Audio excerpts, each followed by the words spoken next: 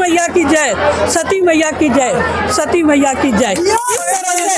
सती मैया की जय का नारा है और अपने पति को गोद में लेकर भगवान को सुमरन करके बैठी और स्वयं ही वो अग्नि प्रज्वलित हो गई और वो वहीं पर वह सती स्थान है। देख सकते हैं, हमारे कैमरामैन जरा दिखाएंगे किस प्रकार से सती स्थान क्यों नाम धराया और सती स्थान को आज लोग क्यों पूज रहे हैं। यह इन्होंने जो कहानी सुनाने का प्रयास किया, आपका क्या राय है जरूर कमेंट में दीजिएगा।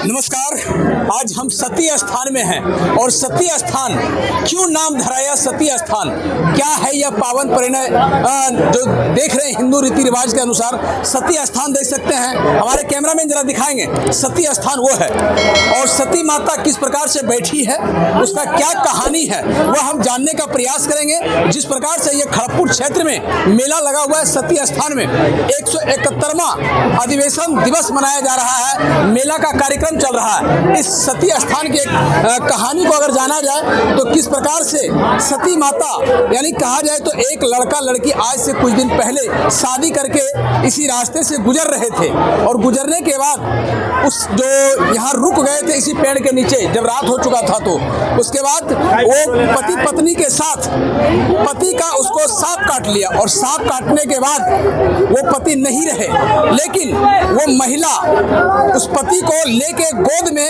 बैठ गई और बोला क्या हम मुंह दिखा सकते हैं कहीं किस काम के लिए, लोग क्या कहेगा जब घर जाएंगे। तो वही यह जगह है सती स्थान, इसके बारे में हम बात करेंगे किस प्रकार से सती स्थान नाम धराया।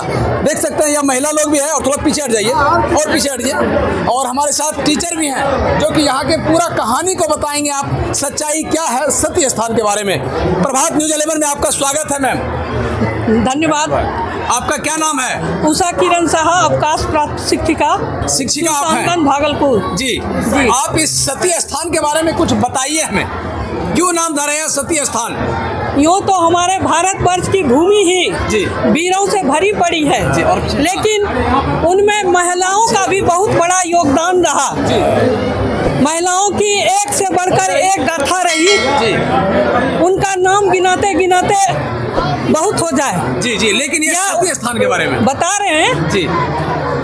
उनकी महिमा को गाना सूर्य के दीपक दिखाना है जी। कहा जाता है कि मुंगेर जिले की रहने वाली एक लड़की का शादी भागलपुर जिले के किसी महानुभाव से हुआ था। जी।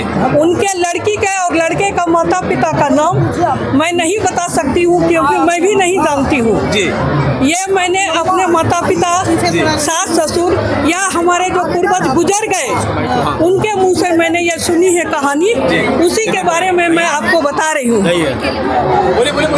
लड़की का शादी हुआ था, उस समय यातायात का कोई साधन नहीं हुआ करता था, लोग पैदल या बैलगाड़ी से चला करते थे।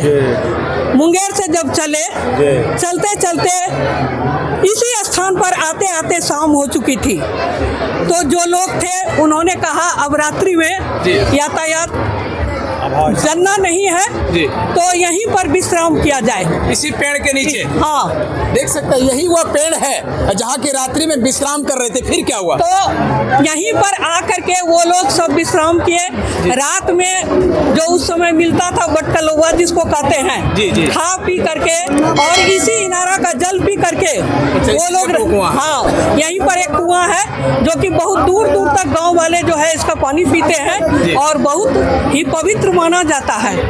तो वो रात में यहाँ पर विश्राम किए।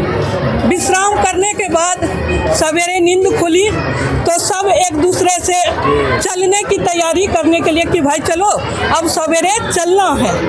तो इसी तरह सब एक दूसरे को चलो चलो कर रहे थे। उसी बीच अचानक क्या हुआ कि जब लड़के को उठाने गए तो लड़का जो है मृत पाया गया। देखा कि उसको सांप काट लिया था, उसका शरीर नीला पड़ चुका था। अब जो लोग सब कोई एक दूसरे को चलने के लिए कह रहे थे, वो लोग अचानक जो है किंग कर्तव्य विमूढ़ हो गए कि अब क्या बोले, किसको क्या कहें।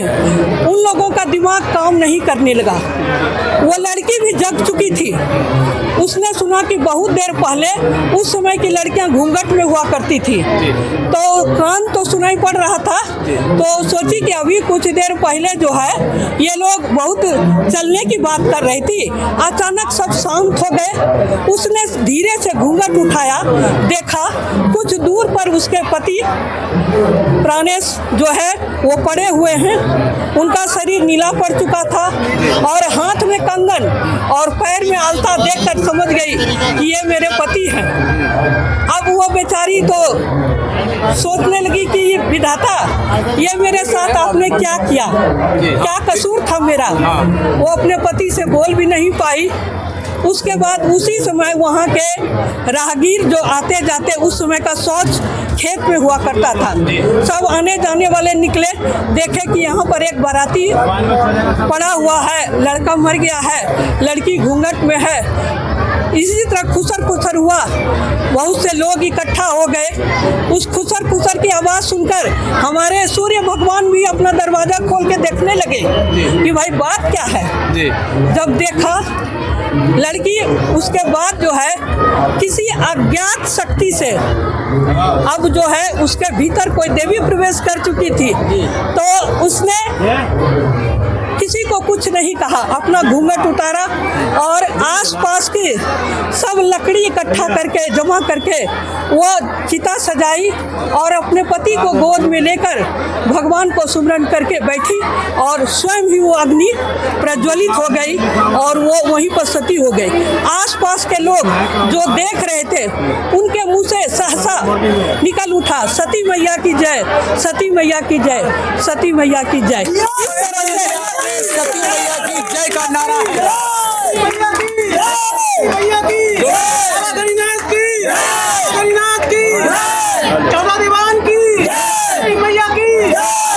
तो देख सकते हैं वही वह उसी समय का जो कहानी आपने सुन रहा था, वही वह सती स्थान है। देख सकते हैं, हमारे कैमरामैन जरा दिखाएंगे किस प्रकार से सती स्थान क्यों नाम धराया और सती स्थान को आज लोग क्यों पूज रहे हैं। यह इन्होंने जो कहानी सुनाने का प्रयास किया, आपका क्या राय है जरूर कमेंट में दीजिएगा।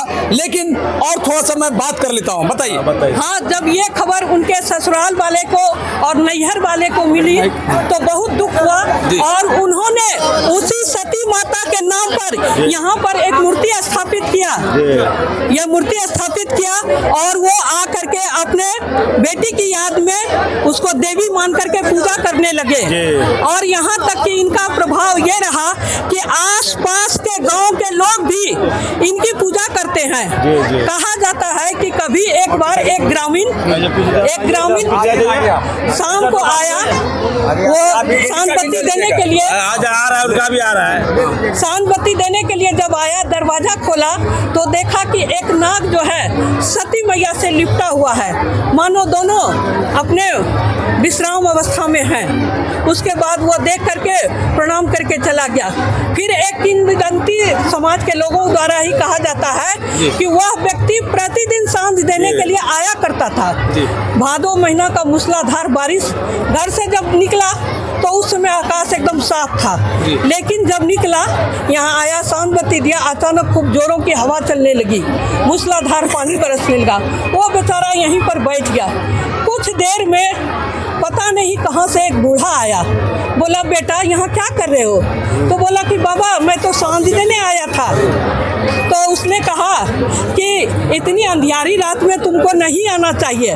तो बोला माँ मेरा इंतजार कर रही थी माँ, मैं कैसे नहीं आता, मैं रोज आता हूँ। और उसके बाद शांति हो गया था। बोला बेटा तुम्हारा घर किधर है? उसने अपना घर बताया। बोला चलो मैं भी उधर ही जा रहा हूँ। तो उसने उसको लेकर साथ में चले। जब उसका घर आया तो बोला कि बाबा मेरा तो घर आ गया। तो बोला ठीक है। उसके बाद उसने सोचा कि बाबा को कहेंगे कि बाबा आइए चाय पानी पीजिए। पलट के देखता है तो बाबा अदृश्य हो गए। बोलो सती स्थान की, मैया की। ये है सती का कहानी और हम इसके बारे में जानने का प्रयास करेंगे। पता चला कि आप इस पर किताब भी लिखे हैं और बिल्कुल सत्य बात अपना है। किताब के बारे में बताइए। जिस किसी ने भी सच्चे मन से इनकी पूजा की उसका अनुभव उसको स्वयं हुआ है। और इसी आस्था से लोग हमें हमेशा आते हैं। ये तो साल में एक बार मेला लगता है ताकि हम लोग आपस में स्वजाति मिले जुले।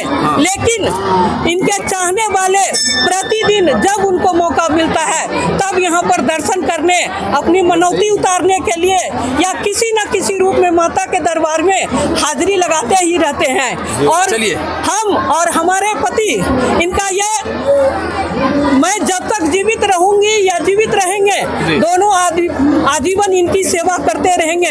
बस इतना ही कहेंगे। सती मैया की। आप अपने किताब के बारे में थोड़ा सा बता दीजिए। कौन सा किताब है जो लिखे हैं? किताब मेरा IBA में छपता है और बहुत सारे पत्र पत्रिका जो सती स्थान से संबंधित है उसमें मेरा यह किताब कहानी छपा हुआ है। ये आप शायद नहीं जानते होंगे लेकिन ये मेरे जानने वाले सब जानते हैं। तो चलिए बहुत खुशी की बात है, सती की कहानी हमने जानने का प्रयास किया और